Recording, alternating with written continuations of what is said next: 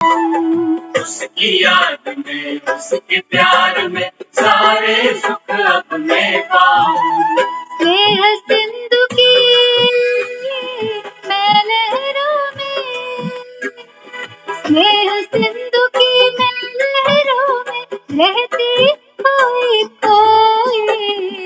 मेरे तो शिव बाबा एक दूसरा न पाए।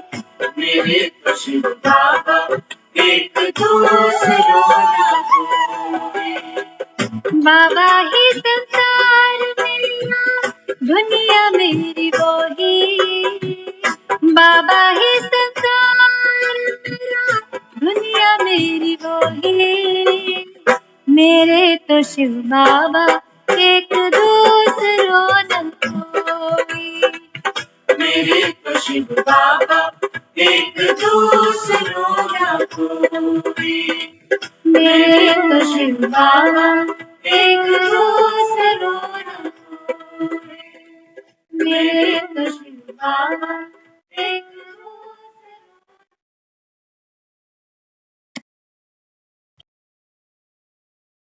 ओम शांति।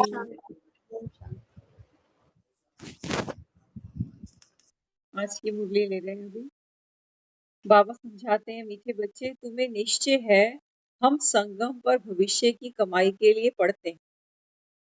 बाबा कहता है आप कौन हो? सब गॉडली स्टूडेंट। निश्चय है ना, बाबा कहता है भविष्य के लिए अभी संगम पर आप बच्चे पढ़ते हो। बाप हमको पढ़ाकर 21 जन्मों के लिए वर्षा देते हैं। कौन पढ़ा रहा है इस समय हमको? स्वयं भगवान। बाबा पूछता है बच्चे निश्चय है? अपना निश्चय पक्का है या किसी और के निश्चय पे खड़े हुए हो कि ये कह रहे हैं कि भगवान आया हुआ है तो मान लेते हैं? बाबा कहता है अपने मन का निश्चय पक्का होना चाहिए। आगे फिर प्रश्न किया, अपने आप पर कृपा व आशीर्वाद करने की विधि क्या है? अपने आप पर। दुनिया में तो देखो कभी सुना नहीं कि कोई अपने ऊपर आशीर्वाद करता है। हमेशा आशीर्वाद दूसरों से मांगा जाता है।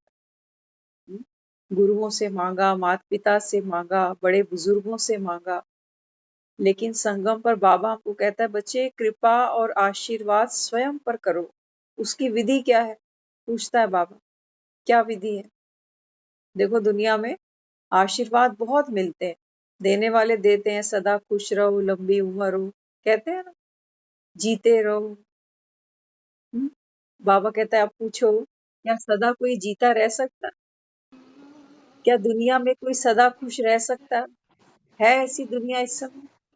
जो आशीर्वाद दे रहा है वो भी दुखी है, तो देने वाला जिसको दे रहा है वो कैसे खुश रह सकता? हम्म? बाबा कहता है बच्चे दुनिया में तो अभी जो आशीर्वाद लेते देते हो ये तो सिर्फ एक शिष्टाचार बनकर रह गया। लेकिन अभी बाबा कहता है स्वयं पर आशीर्वाद और कृपा करने की विधि क्या है? आंसर बाबा ने ही समझाया। बाबा समझाते हैं बच्चे संग दोष में आकर पढ़ाई में गफलत नहीं करो। बाबा को पता है एक घर में सारे बाबा के बच्चे नहीं बनते, नहीं बनते ना। किसी को भरोसा होता है, किसी को कहता है अरे रहने दो। कोई रोज पीछे लगता है, क्या रोज टाइम खराब करते हो, चलो 9 बजे मार्केट घूम आए, नाइट वॉक पे चलते हैं, कोई गेस्ट आ जाए।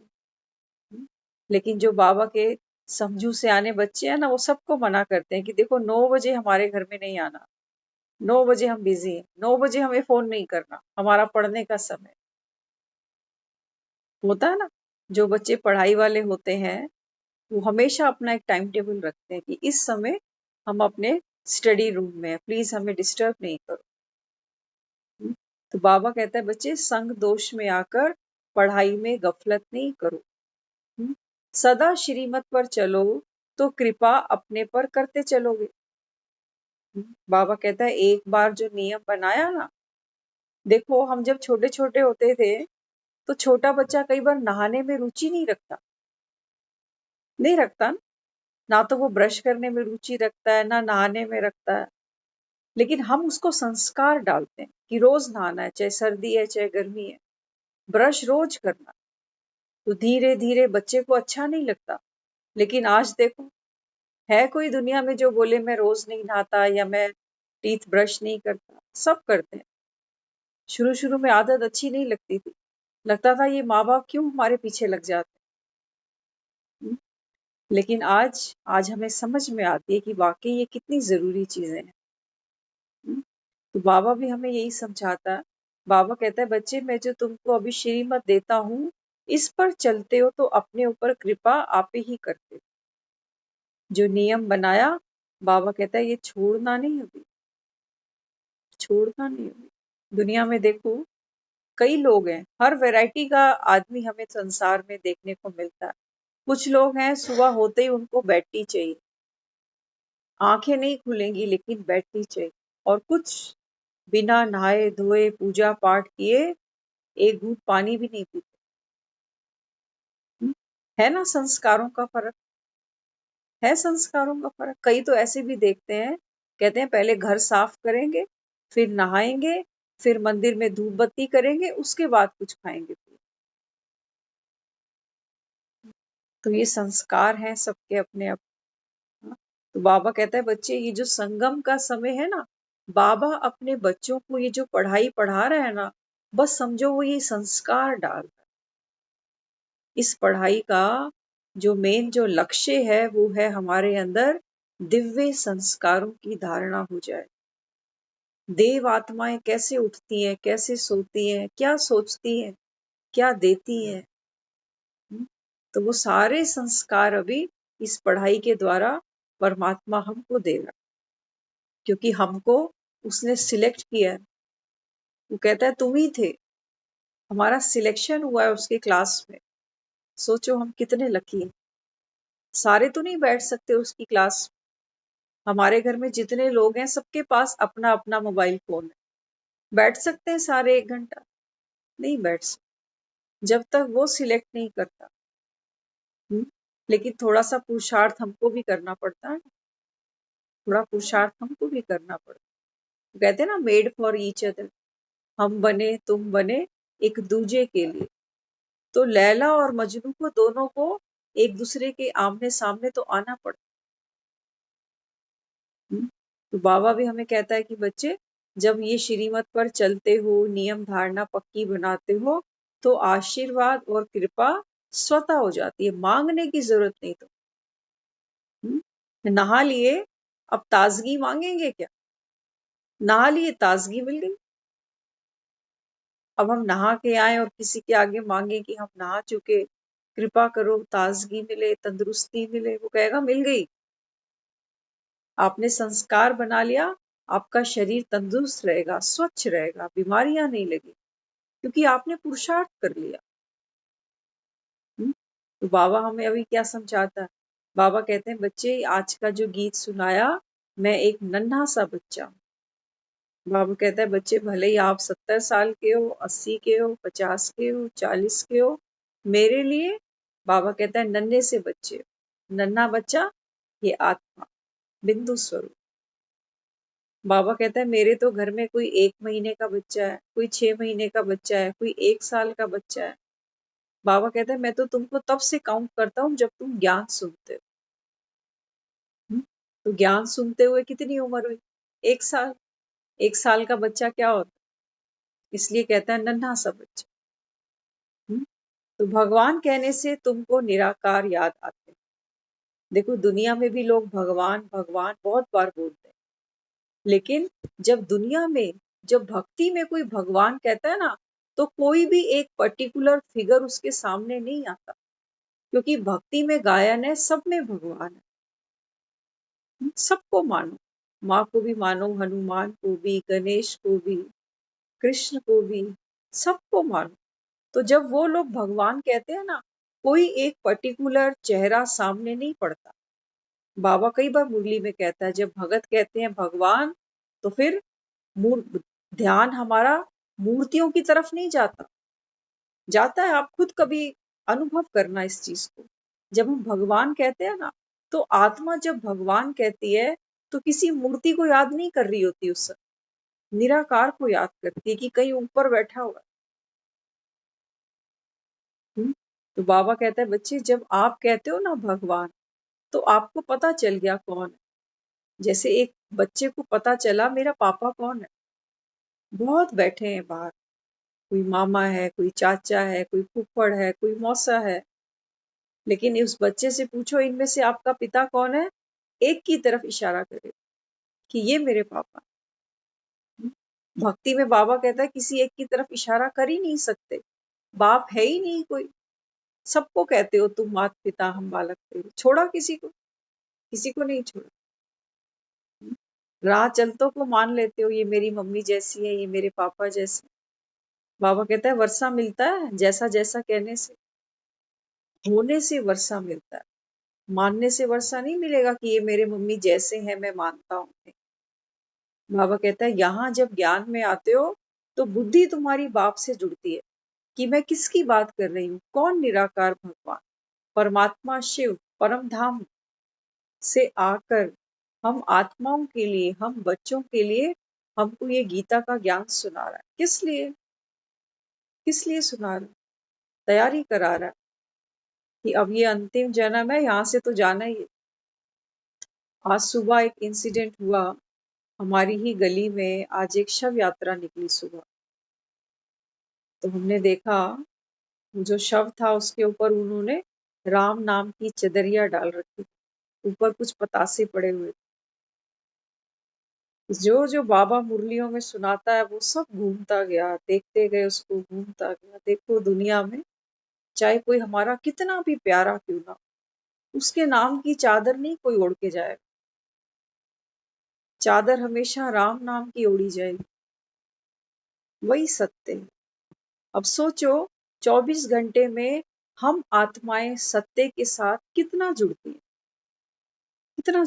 सोचो हमारा तो सारा जीवन सुबह से लेके रात तक, सारा का सारा जीवन हम अपनी देह को या दूसरे देह के संबंधों को ही देके फूंक देते हैं। क्या खाएंगे, कपड़े धोना, कहाँ जाना, किससे मिलना, कौन से संबंध निभाना, बाजार, दुकान, रसोई, इसी में ही हमारा सारा जीवन खत्म। उस सत्य के साथ हम कितना जुड़ते हैं। फिर मन में ऐसी भासना आई, देखो मंथन चलता है ना, बाबा कहता है जब मंथन चलता है तो आत्मा फिर उस सुख का अनुभव करती है, क्योंकि कलयुग तो छोड़ चुकी। जब मंथन चलता है ना तो उसके पांव फिर कलयुग में नहीं होते। उस समय मन में ऐसा ऐसा मंथन चल रहा था, तो बाबा क्या ये राम नाम की चदरिया ओढ़ने से आत्मा को शांति मिल गई? अब सोचो अभी हम जिंदा हैं, मैंने उसी समय यही कल्पना करी कि अगर मैं अभी लेट जाऊं ऐसे ही राम नाम की चदरिया ओढ़कर, तो क्या मेरा मन शांत हो जाएगा? होगा? नहीं हो, नहीं हो सकता। तो क्या मुर्दे के ऊपर हम एक चादर डालकर ये सोचे कि ये अब शांत हो गया? जो पाना था तो पा लिया बेचारा, कुछ भी नहीं हुआ था उसको, हम जानते भी नहीं कि कौन है। रेंट पे रहते थे, सुना है कई साल से रह रहे थे। तो कहते हैं कि रात को ही कुछ इमरजेंसी हुई तो हॉस्पिटल गए तो फीवर आया था, बस फिर हॉस्पिटल से घर नहीं आया। कुछ भी नहीं था, ज्यादा एज भी नहीं थी। तो सोचो राम नाम की चदरिया किसको उड़ाई हमने? मुर्दे को। जीते जी वो कहता है क्या आत्मा संतुष्ट हुई, शांत हुई? लेकिन आप अनुभव करो रात को जब हम सोने जाते हैं ना, तो चेक करना थर्मामीटर लगा के, क्या मैं शांत हूँ? क्या मेरे अंदर कुछ इच्छाएं हैं जो अभी जोर मार रही? अगर इच्छाएं हैं तो शांत नहीं है, क्योंकि इच्छाएं हमको अच्छा बनने नहीं देती, सच्चा बनने नहीं देती। तो बाबा हमको समझाता है जब तुम भगवान कहते हो तो किसकी याद आती है? वह मनुष्य सृष्टि का बीज रूप है। बीज रचयिता को ही कहा जाता है। रचयिता कौन है? सृष्टि का पिता कौन है? बीज है वो। कहते हैं ना रचयिता, उसी से ही बाबा कहता है ये सारे संसार की स्थापना हुई है, रचना हुई है। वो है बीज रूप। जैसे एक पेड़ का बीज नहीं दिखता, किसको भगवान कहेंगे? भगवान माना निराकार। जैसे एक पेड़ का बीज नहीं दिखता ना, वो भी निराकार है, लेकिन पेड़ तो दिखता है। पेड़ तो दिखता है, पेड़ के ऊपर दुनिया जाकर चढ़ती है, लकड़ियां काटती है, फल फ्रूट लाती है, कितना सुख पेड़ से लेती है, लेकिन पेड़ का बीज अगर खोद भी दो ना पेड़ को, तो भी उसका बीज नहीं दिखेगा। जड़ें दिख जाएंगी लेकिन बीज नहीं दिखेगा। वही है परम पिता परमात्मा। वो कहता है बच्चे, मैं इस मनुष्य सृष्टि का बीज हूं, मुझे ढूंढ नहीं सकते। जब तक मैं ना आऊं, अपना परिचय स्वयं ना दूं, तब तक बाबा कहता है हमें ढूंढ नहीं सकते आप। तो भक्ति का फल इसीलिए उसको देने आना पड़ता है, स्वयं देने आता है भक्ति का फल। आज तक हमने भक्ति का फल किस किस से लिया? कभी किसी पुजारी ने कोई फल दे दिया उठा के, किसी के घर कीर्तन पे गए, उन्होंने कहा ये लो भोग का प्रसाद है ये। तो क्या है भक्ति का फल? भक्ति का फल है ज्ञान। ज्ञान माना भगवान। जिसको ज्ञान मिला उसको सत्य, जिसको हम कहते हैं ना सत्यम शिवम सुंदरम, राम नाम सत्य है। जिसने ज्ञान सुना वो आत्मा शांत भी होगी, तृप्त भी होगी, और बाबा कहता है हर्षित भी होगी। क्योंकि जिसको ज्ञान मिलेगा ना, दुख भीतर रह ही नहीं सकता। जिसको ज्ञान मिलेगा, जो आत्मा ज्ञान को सुनेगी, समझेगी, उसके जीवन में दुख खड़ा नहीं हो सकता, क्योंकि दुख के पांव है ही नहीं। ये तो मैं और मेरे का दुख था ना। बाबा कहता है जब तुम खुद को पहचानते हो तो तुम्हें पता चलता है कि ये खेल क्या था। क्या था? कितने मेरे जन्म हुए, कितने माँ बाप मिले, कितने पति मिले, कितने बार बच्चे हुए, क्या क्या हुआ। ये खेल तो मैंने हर जन्म खेला। हम्म? इसलिए बाबा हमको मुरली के द्वारा आईना दिखाता है कि बच्चे स्वयं को पहचानो। कहाँ फंस कर बैठे हो? किसको अपना मानते हो? इस देह को अपना मानते हो? नहीं है तुम्हारी। एक श्वास छूटी, खेल खत्म। जिस घर को पकड़ के बैठे हैं ना, जिस घर को पकड़ के बैठे हैं, अंत में जब जाती है ना शव यात्रा, ये घर आवाज नहीं लगाता कि 70 साल रहे हो कहाँ चल दिए बिना बाय किए। वो अलमारी याद नहीं करती हमें, जिसकी चाबियां हमने संभाल संभाल के रखी। इसलिए बाबा हमको कहता है कि बच्चे, बगैर निश्चय के तो यहाँ कोई बैठ नहीं सकता। बाबा कहता है अगर तुमको निश्चय नहीं कि भगवान मुझे पढ़ा रहा है, मुझ आत्मा को पढ़ा रहा है, बाबा कहता है यहाँ बैठ नहीं सकते। नहीं बैठ सकते। 2 दिन बैठोगे, 4 दिन बैठोगे, हाँ बाबा कहता है फिर मन क्या करेगा? मन तो हलचल में लाएगा। छोड़ो, आज थोड़ी मर रहे हैं, अभी तो हम ठीक ठाक हैं। कोविड ने दिखाया ना आईना। हम्म? कोविड भी बाबा का सहयोगी बन के आया। तो बाबा कहता है कि बच्चे, मनुष्य समझते हैं आगे का अभी क्यों सोचे, जो होना होगा देखा जाए। हम्म? दुनिया तो यही सोच के बैठी है कि आगे का क्या सोचना, जो होगा देखी जाएगी। बाबा कहता है बच्चे, जब जो होगा ना तुम देख नहीं पाओगे, तुम तो सो जाओगे शैया पर, दुनिया देखेगी तुमको रुखसत होता हुआ। तुम क्या देखोगे? जिसकी मृत्यु हो जाती है वो क्या देखता है? उसको तो फिर दुनिया देखती है। दुनिया देखती है ना कैसे घेरा लगा के लोग खड़े हो जाते हैं। बाबा समझाता है, बाबा कहता है बच्चे, जब किसी को देखो ना जाता हुआ, कई लोग पीछे पीछे तक जाते हैं। कोई मंदिर तक जाता है, कोई शमशान तक जाता है, कोई हरिद्वार तक जाता है, उसके आगे कोई नहीं जाता।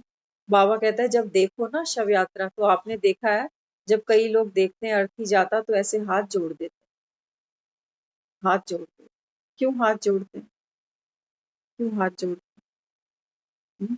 अर्थी जाते देखते हैं ना, तो लोग ऐसे हाथ जोड़ देते हैं। इसलिए वो ये सोचते हैं कि अब ये प्रभु मिलन को जा रही है। जो नहीं भी जानते ना वो भी हाथ जोड़ते हैं। ये जरूरी नहीं कि जो जानते हैं वही क्षमा मांगते होंगे कि कुछ गलत किया है तो माफ कर देना। नहीं, जो नहीं भी जानते ना कौन है, किसका परिवार साथ चल रहा है, वो भी कर दो। तो यहाँ बाबा हमको क्या समझाता है? बाबा कहता है कि बच्चे, ये जो कहते हो ना आगे की होगी, क्या देखें? जो होगा देखा जाएगा। यह पढ़ाई ऐसी है जो जहां तक जीते रहो वहां तक ज्ञान का अमृत पीते रहो। बाबा कहते हैं ये पढ़ाई ऐसी है, जब तक बाबा कहता है तुमने जीना है। अब कहते हैं ना, दुनिया में भगवान तो देने आता है, लेकिन लेने वाला कोई कितना लेता है ये उसका भाग्य बन जाता है। अब हमें तो नहीं पता हमारे पास कितना जीवन पड़ा है, पता है किसी को? किसी को नहीं पता। इसलिए बाबा कहता है बच्चे जब बाप को पहचान लिया ना, तो ये प्रण पक्का कर लो कि जब तक मुझको जीना है।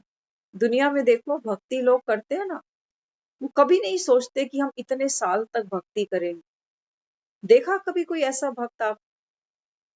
नहीं। जब से भक्ति की लगन लग गई तो फिर वो मरते दम तक करते जाते, बल्कि भक्ति और बढ़ती चली जाती है। भले ही वो बेचारे एक स्टेज में मंदिर नहीं जा पाते, लेकिन नियम जो उनके होते हैं ना वो घर पे बैठ के भी करते। लेकिन हम जब ज्ञान में आते हैं तो हम उंगलियों पे गिनने लगते हैं कितने महीने हो गए, कितने साल हो गए। कभी हमने गिना उंगलियों पे कि हमने इतने साल में कितना राशन खाया, कितने क्विंटल घी खा लिया, कितना दूध पी लिया? कभी नहीं गिना। हाँ, शरीर को तो मरते दम तक खिलाएंगे, मरते दम तक खिलाएंगे। लेकिन जब वो इस आत्मा को भरतू बनाना आया है, तो बाबा कहता है कि बच्चे जब तक जीना है तब तक बाबा कहता है ये अमृत पी लो, फिर नहीं मिलेगा, फिर आत्मा फिर भटकेगी द्वापर से। इसलिए बाबा कहता है जितना अभी ये ज्ञान का अमृत पियोगे, बाबा कहता है आत्मा अचल अडोल बनेगी, प्रेम स्वरूप बनेगी, सुख स्वरूप बनेगी। यही तो चाहिए दुनिया में। इन्हीं सुखों को लेने तो आत्मा बार बार जन्म में आती है। क्यों आते हैं हम लोग दुनिया में? आत्मा प्रेम स्वरूप है ना, तो अपनी इस क्वालिटी को, अपने इस गुण को अनुभव करने आती है। मैं शांत स्वरूप आत्मा हूं, मैं अपनी शांति को बिना शरीर के अनुभव कैसे करूं? उसके लिए हमको ये शरीर लेना पड़ता है। जैसे बिजली है, बिजली तो है, लेकिन अगर चाहे फ्रिज में पानी ठंडा मिले तो फ्रिज तो चाहिए ना। अगर हवा चाहिए तो पंखा तो चाहिए ना, डिवाइस भी चाहिए। बिना डिवाइस के वो बिजली कोई सुख नहीं दे सकती किसी को। दे सकती है? अगर हम सिर्फ एक बिजली का कनेक्शन लेके घर में बैठ जाएं, ना हमारे पास ट्यूब लाइट हो, ना पंखा हो, ना फ्रिज हो, ना टीवी हो, क्या वो कनेक्शन बिजली हमको सुख देगी? नहीं देगी। हमको डिवाइस भी इकट्ठे करने पड़ते हैं ना, डिवाइस भी चाहिए, तभी तो बिजली का मजा आएगा, उसका सदुपयोग होगा। ऐसी जो आत्मा है ये पावर है, ये शक्ति है। जब तक ये शरीर नहीं लेगी तब तक सुख, शांति, प्यार इनको अनुभव कैसे करेगी? इसी के लिए तो शरीर धारण करती है, संबंधों में आती है, बंधनों में बंधती है, एक्सप्रेस करने के लिए अपने आप को, मैं शांत स्वरूप हूँ, मैं प्रेम स्वरूप हूँ। लेकिन दुर्भाग्य से आज की जो बिजली है ना, वो सिर्फ सबको करंट दे रही है, सुख नहीं दे रही, सुख नहीं दे रही। कहते हैं ना कई बारी अर्थ की तार नहीं है इसलिए शौक लगता है बार। बाबा कहते हैं बच्चे तुम अपनी अर्थ को भूले, अपनी बेस को भूल गए। इसलिए बाबा कहता है आज दुनिया में ये बंधन सबको करंट देते हैं, 440 वॉट का। शांति किसी के अंदर नहीं है, सब अशांत स्वरूप है और अशांति ही फैला रहे। इसलिए वो कहता है कि सिर्फ मैं तुमको स्मृति दिलाने आया हूँ, अर्थ की तार वापस जोड़ने आया हूँ, कि किसी को करंट नहीं लगाना। अभी तुमको दुआएं कमानी है। अभी देखो हमारे यहाँ 3 घंटे लाइट नहीं, सिर्फ हमारी गली, आसपास सब जगह लाइट, 3 घंटे लाइट नहीं। तो हम यही देख रहे थे कि देखो बाबा सही कहता है कि बिना लाइट के कितनी हलचल है। और इस लाइट के, ये लाइट भी नहीं है आज किसी के पास, तो दुखी हो जाता। अब मैंने कहा बाबा मैं नीचे ही थी उस समय जब लाइट नहीं थी, आधा पौना घंटा हुआ, फिर मन में आया चलो छत पे जाकर बैठते हैं। तो अभी धूप भी थी थोड़ी थोड़ी, 6 साढ़े 6 का टाइम, और 3 घंटे में लाइट आई। तो जब धूप भी थी तो भी ऊपर जाकर बैठे, बाबा की बात याद करते गए। बाबा कहता है ना कि बच्चे, साइलेंस की शक्ति, ऊपर छत पे आओ, देखो। हाँ, एक समय था जब दुना बिना बिजली के दुनिया चलती थी। आज क्यों हम इतने डिपेंड हो गए? लेकिन हाँ, सुख है, बिजली में सुख है।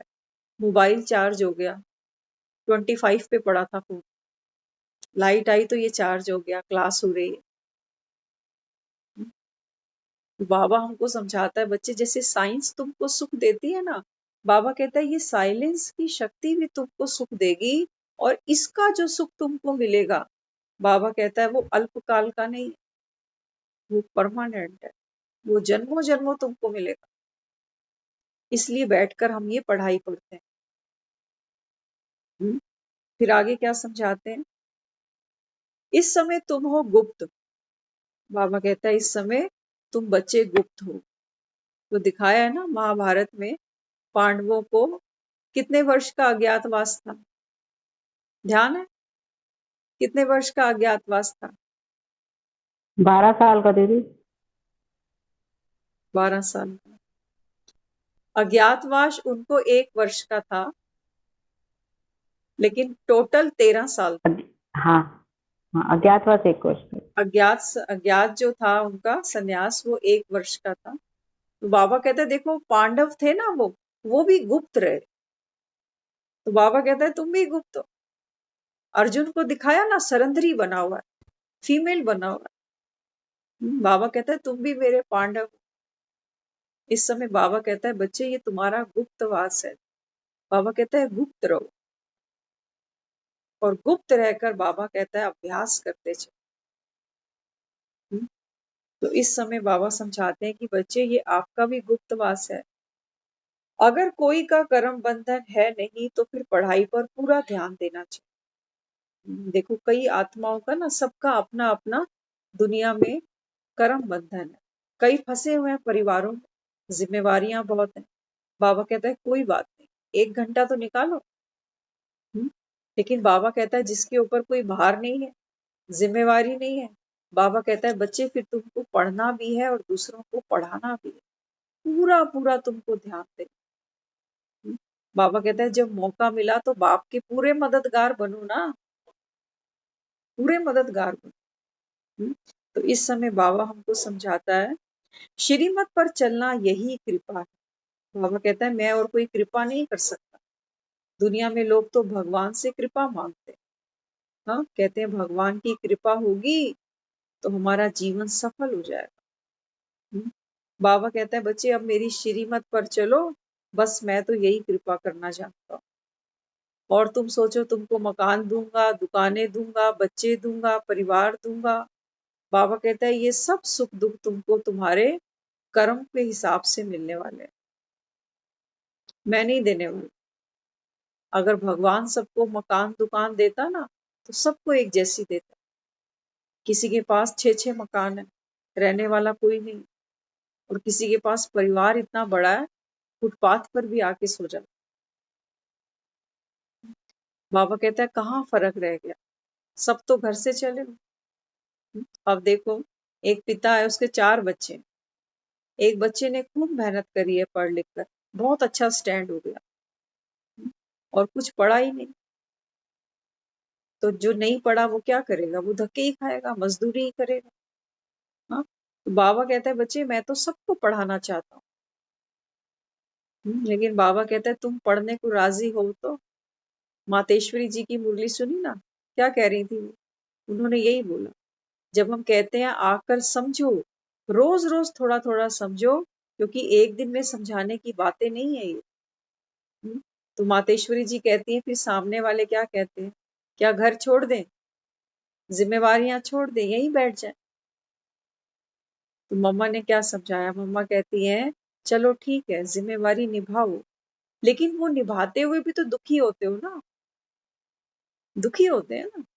हाँ, तो फिर दुख का कारण तो जानना चाहिए कि क्यों दुखी है। तो इसके लिए 1 घंटा तो निकालो, या तो फिर कसम खा लो। फिर क्या कहते हैं, हमारी तो किस्मत में यही लिखा है, कोई नहीं बदल सकता। तो फिर मम्मा कहती हैं जैसा संकल्प वैसी सृष्टि। जब तुम आशीर्वाद दे ही रहे हो कि मेरी किस्मत ही ऐसी है, तो फिर किस्मत के रचयिता तुम खुद बन गए। भगवान तो आया है, कह रहा चेंज करना है कर लो, अभी मौका है। फिर मत कहना हमको बताया नहीं।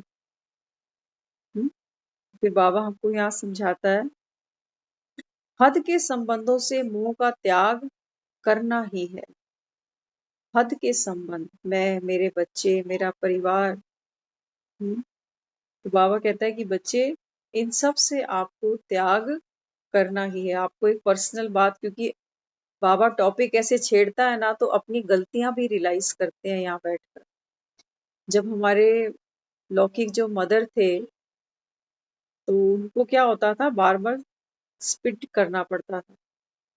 दवाई चढ़ती थी ना, तो बार बार थूकना पड़ता था। तो उसके लिए हमने एक एक डब्बा था, सिल्वर का डब्बा था, उसमें रेत डाल के रखते थे कि इनको बार बार उठने में तो वैसे ही प्रॉब्लम है, तो कहाँ उठे, तो उसी में डालते जाए। तो देखो, मोह इंसान की तो बात ही छोड़ दो, कोई बहुत बड़ी संपत्ति की भी बात छोड़ दो, मोह इंसान का कहाँ अटक सकता। जब सब कुछ चला गया, वो भी विदा हो गए, सब चला गया, सब समेटा, जो उनके कपड़े ये वो सब था, सब इधर उधर किया, तो समेटते समेटते वो डब्बा दिख गया, सिल्वर का डब्बा। तो कुछ दिन तक ना ऐसा था कि ये जैसे उनकी याद है, तो उसको ऐसा रखते थे कि नहीं, इसको कहीं यहाँ वहाँ नहीं करेंगे, ये पड़ा रहे, कोई यूज का नहीं है, वेस्ट है, लेकिन फिर भी पड़ा रहे। लेकिन जब जैसे जैसे जैसे समझ बढ़ी, ज्ञान में भी आने से पहले की बात है, समझ बढ़ी, फिर अपने ही अंदर से आवाज आई कि मना, अरबों खरबों की माँ तो तेरे पास है नहीं, अब ये टुच्चा सा डब्बा रख के क्या मिलने वाला तुझे, फेंक इसको। तो ये हमारी कॉन्शियस हमसे बात करती है कि किसका है, किसकी यादगार।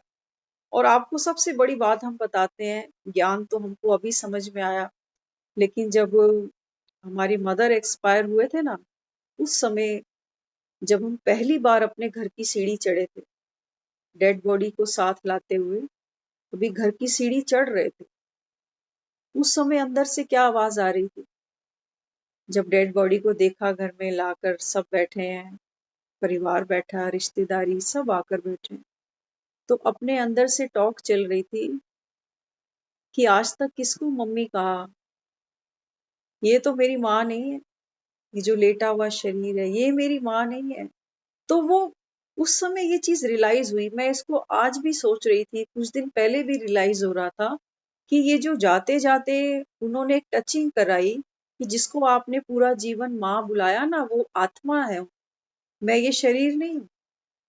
तो उस समय जब हम सीढ़ी चढ़ रहे थे ना, तब अंदर से ये सारी टॉक चल रही थी कि ये मेरी मम्मी नहीं है, वो मैंने जिसको जिंदगी भर मम्मी बोला, वो तो चली गई, अब इससे मेरा कोई संबंध नहीं। और जब धीरे धीरे ये ज्ञान बाबा ने दिया, तो ये याद आया कि ये लाइन तो हमारी माँ पहला चैप्टर समझा के चली गई है। तो जो हम प्रैक्टिकल जीवन में, जो हमको टचिंग्स मिलती हैं, जो अनुभव मिलते हैं ना, वो कभी छूटते नहीं है। सुनी सुनाई बातें कभी कभी भूल भी जाती, लेकिन जो मन हमारा अनुभव करता है, जो पीड़ा अंदर होती है, वो कभी भूलती नहीं। अब बाबा यहाँ यही कह रहा है कि बच्चे, हद के संबंधों से मोह का त्याग करना ही पड़ेगा, करना ही पड़ेगा। अब अगर हम भी दुनिया से जाएंगे, जाना तो है ही, हाँ, तो फिर वो क्या डब्बा साथ लेके जाना, वो डब्बा तो दुख दे रहा, दुख दे रहा। तो बाबा कहता है बच्चे, न केवल संबंधियों से बल्कि पदार्थों से, क्योंकि पदार्थ भी हम क्यों जोड़ते हैं, किसी की याद दिलाते, किसी की यादगार है। तो बाबा कहता है फिर जिसकी यादगार संभाली ना, अंतमति सुगति, फिर ये डब्बा ही संभालना पूरा जीवन। तो बाबा हमको कहता है कि बच्चे, ये मुंह की रगें तोड़नी पड़ेंगी, तोड़नी पड़ेगी। आज जो डेड बॉडी गई है, तैयारी तो कुछ भी नहीं की होगी जाने की, लेकिन सब कुछ तो खत्म हुआ ना, सब तो खत्म हुआ। वो जो कहते हैं ना, धर्मराज के जो यमदूत आते हैं ना, वो आकर खुद ही ये सब कुछ गिरा देते हैं, हमारा रेत का महल। तो कितना दर्द होता है।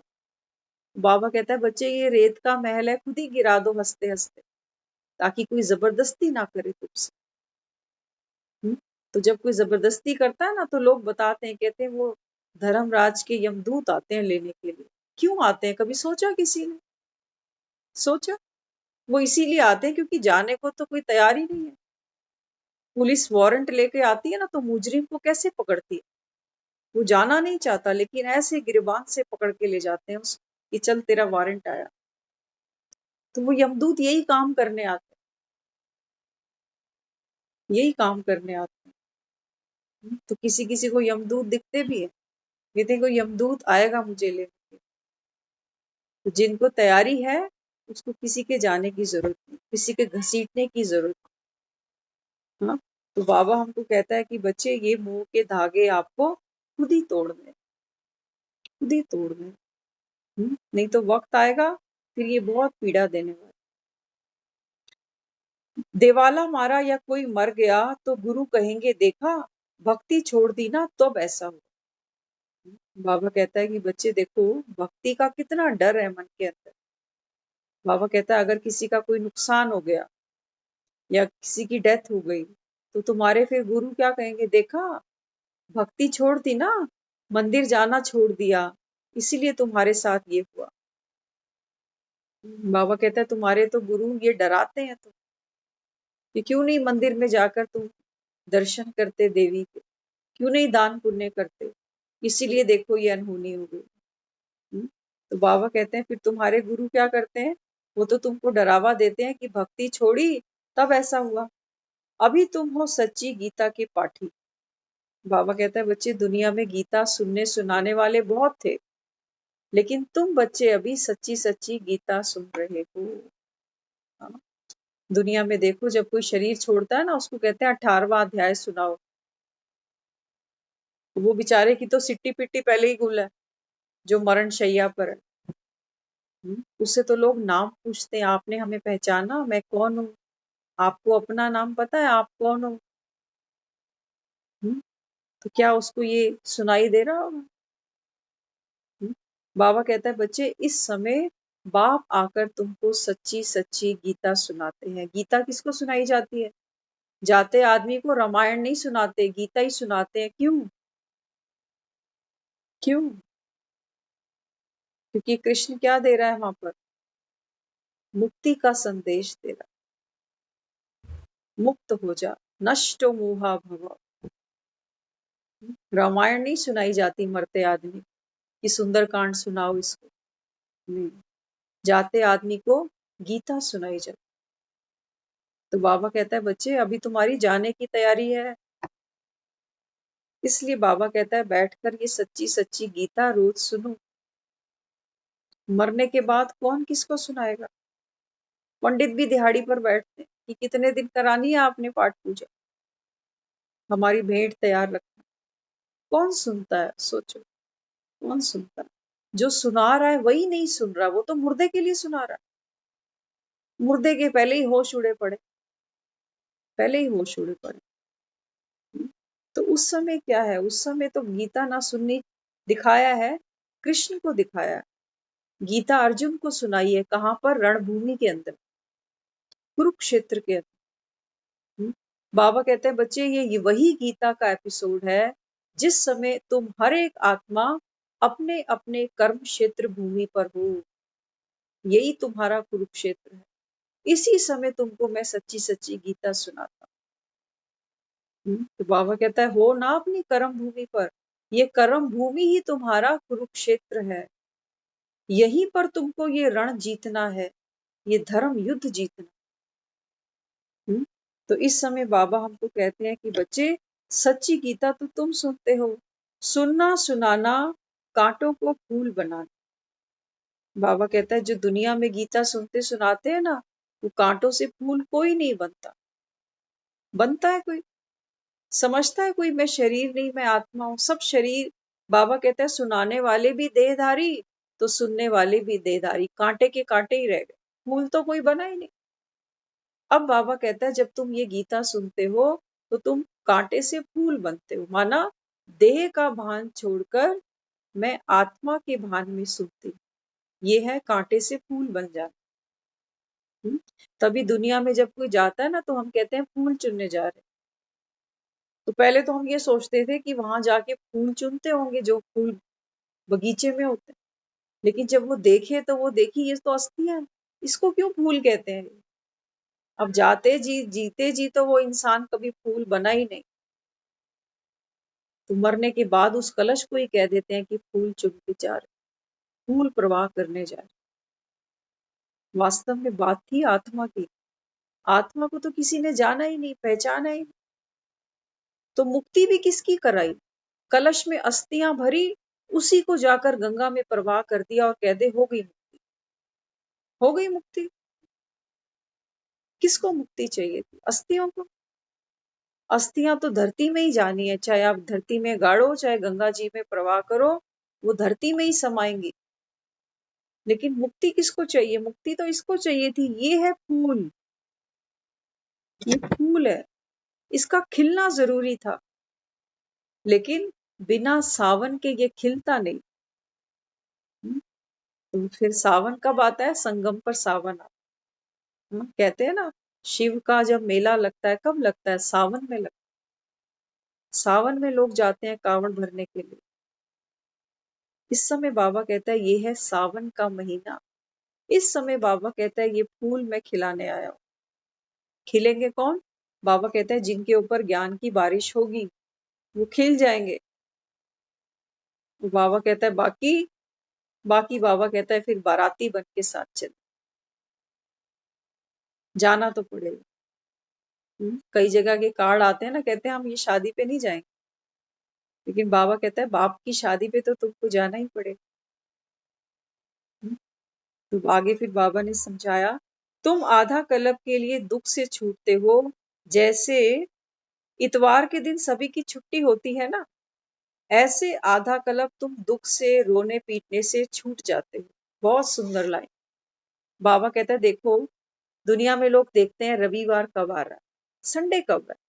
संडे सबको अच्छा लगता है, आराम से सोएंगे, मजे से खाएंगे, कहीं घूमेंगे फिरेंगे, कोई शॉपिंग हो जाएगी। संडे सबको पसंद है। कहते हैं रविवार कब आए।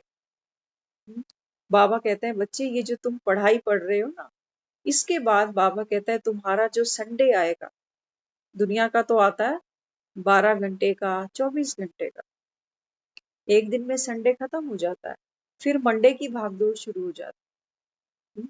लेकिन यहाँ पर बाबा हमको कहता है कि बच्चे तुम्हारा जो संडे आएगा ना, वो आधा कल्प का आएगा, सतयुग और त्रेता पूरी छुट्टी तुमको।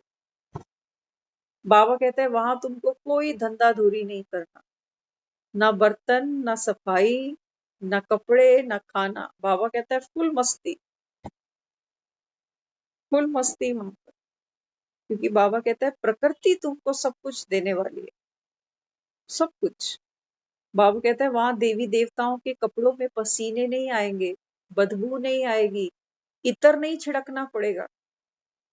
देखा ना देवी देवता जब नहाते थे ना, तो फूलों की पत्तियां थी वो पानी में डाल देते थे, साबुन नहीं होते वहां पर। वहां पर ये पंखे कूलर एसी की जरूरत नहीं होगी, मौसम इतना खुशगवार होगा कि आपको जरूरत नहीं पड़ेगी बिजली। तो बाबा कहता है कि बच्चे वहां तो तुम्हारी छुट्टी है, इसीलिए तो पढ़ रहे हैं। इसीलिए बाबा कहता है तुम ये पढ़ाई पढ़ते हो कि आने वाली छुट्टी तुमको मनानी। हाँ तो स्वर्ग में जाना माना ये संडे मनाना, ये अभी हम बुकिंग करा रहे हैं। तो बाबा कहता है कि बच्चे वहां तुम आधा कल्प के लिए, संडे माना छुट्टी का दिन। बाबा कहता है तुमको किस किस चीज से छुट्टी मिलेगी वहां पर, रोने से, पीटने से, गिड़गिड़ाने से, हर पीड़ा से। वहां कोई बीमार नहीं होगा, कोई मुकदमे नहीं होंगे। बाबा कहता है वहां घरों में लड़ाइयां नहीं होगी, वहां भाई भाई में वैर नहीं होगा। बाबा कहता है तुमको कंप्लीट छुट्टी मिलेगी। दुनिया का संडे देखो, संडे के दिन ही झगड़े हो जाते हैं कई घरों के। लेकिन बाबा कहता है आप जिस संडे को मनाओगे, आधा कल्प जो आपको छुट्टी मिलेगी, रोना पीटना, बाबा कहता है वहां कुछ नहीं है, कोई अकाले मृत्यु नहीं है। जाना है, बाबा कहता है ऐसी छुट्टी मनाने के लिए। हाँ, तो बाबा कहता है छुट्टी मनाने जाना है तो पहले अभी पढ़ो, पढ़ोगे तब तो बाबा कहते हैं छुट्टी मनाओगे। तो फिर आज का वरदान सुनाया, मन बुद्धि संस्कार व सर्व कर्मेंद्रियों को नीति प्रमाण चलाने वाले स्व राज्य अधिकारी भवा। बाबा कहता है कि बच्चे अभी संगम पर ये मन बुद्धि और संस्कार, इसको बाबा कहता है अपनी विल पावर से चलाओ। ये नहीं कहो कि हम कोशिश तो करते हैं लेकिन उठा नहीं जाता। बाबा कहता है कि ये अलबेलापन, हाँ क्यों नहीं उठा जाता, इसका मतलब आत्मा गुलाम बनी पड़ी है अपने मन की, माँ गुलाम है। ये 3 बच्चे हैं इसके पास, मन बुद्धि संस्कार। आत्मा के पास 3 बच्चे हैं। मन इसका बड़ा बेटा है जो बहुत नटखट है, रुकता ही नहीं, मानता ही नहीं। बुद्धि इसकी बेटी है जो बड़ी सुशील है, समझती है हर बात। हाँ, तो बेटियां तो देखो वैसे भी समझदार होती है, और बेटे कितने चंचल होते हैं। हाँ, तो यहाँ पर माँ के पास भी 3 बच्चे हैं, मन भी है, बुद्धि भी है, तो संस्कार भी है। तो अब इस माँ को ये 3 बच्चे संभालने आने चाहिए ना। वो माँ कैसी जो हर बात बच्चे की ही माने, चाहे बच्चा गलत बोले चाहे सही बोले। एक बच्चा बोले मम्मी मैं तो कभी नहीं पढ़ूंगा, माँ मान जाएगी, कहेगी नहीं पढ़ना तो पड़ेगा, देख पढ़ेगा तो तुझे मैं ये दिला दूंगी, पढ़ेगा तो मैं तुझे वो दिला दूंगी। तो बाबा कहता है अपने मन से खुद बात करो कि देख ये पढ़ाई तो वाकई कहीं नहीं मिलेगी, जन्म जन्म भगवान नहीं आता, युगे युगे एक ही बार आएगा, अगले 5000 साल के बाद हमको ये ज्ञान फिर से मिलेगा, और 84 जन्म के धक्के भी तो खाने हैं अभी, तो कुछ तैयारी तो करें, कोई तैयारी तो करें। हम जब हम दुनिया से जाएंगे तो कोई तैयारी तो करें जाने की, साथ क्या लेके जाएं, बड़ा लंबा सफर है, कुछ तो साथ में हो। तो बाबा कहता है बच्चे ये वर्षा तुम्हारे काम आएगा, जो बाप तुमको अभी दे रहा है ना, बाबा कहता है ये तुम्हारे काम आएगा, बाकी तो दुनिया का कुछ भी काम नहीं आने। इसलिए बाबा कहता है अभी इन 3 बच्चों को बाबा कहता है कंट्रोल करो। आज का फिर स्लोगन है, निर्माणता की विशेषता को धारण कर लो तो सफलता मिलती रहेगी। निर्माणता की विशेषता को धारण करो तो सफलता मिलती जाएगी। निर्माणता माना किसी के लिए कुछ भी किया हमने, चाहे तन से किया, चाहे मन से किया, चाहे धन से किया, लेकिन कभी भी मन में ये भी नहीं आए कि मेरे को थैंक यू ही नहीं बोला, इतना बड़ा मैंने इसका काम कर दिया। बाबा कहता है बच्चे मन में भी, संकल्प में भी तुम्हारे मान और शान की इच्छा नहीं होनी चाहिए। बाबा कहता है कच्चे फल नहीं खाना यहाँ पर, कि छोटी छोटी बातों पे ही खड़े हो जाओ कि थैंक यू तो बोला ही नहीं, शुक्रिया तो किया ही नहीं। बाबा कहते हैं निर्माण बन के सब कुछ करना है। किसी से आस नहीं रखो कि ये मुझे बदले में धन्यवाद कर देगा, नहीं। बाबा कहता है बच्चे मैं तुमको दे रहा हूं ना धन्यवाद, तुम बाप से ले लो, दुनिया से नहीं लो।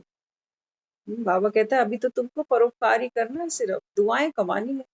तो दुआएं कमाएंगे तो क्या बदले में थैंक्स लेते रहेंगे? दुआएं कमाना माना करके भूल जा, गिनना नहीं उसको कि हमने तो उस दिन ये किया था ना तेरे लिए, तो फिर वो दुआ नहीं है, वो तो हमने मजदूरी करी थी और चाह रहे हैं कि जो मैंने मजदूरी की थी अब तू भी रिटर्न दे दे इसका। तो बाबा कहता है मजदूरी नहीं करनी तुमको, बहुत कर ली, अब बाबा कहता है दुआएं कमानी। तो दुआएं तो कमाई जाती हैं, बाबा कहता है निर्माण बनकर, बिना नाम की इच्छा कि मेरा नाम भी कोई ना जाने और मैं करके चुपचाप निकल जाऊं। ओम शांति।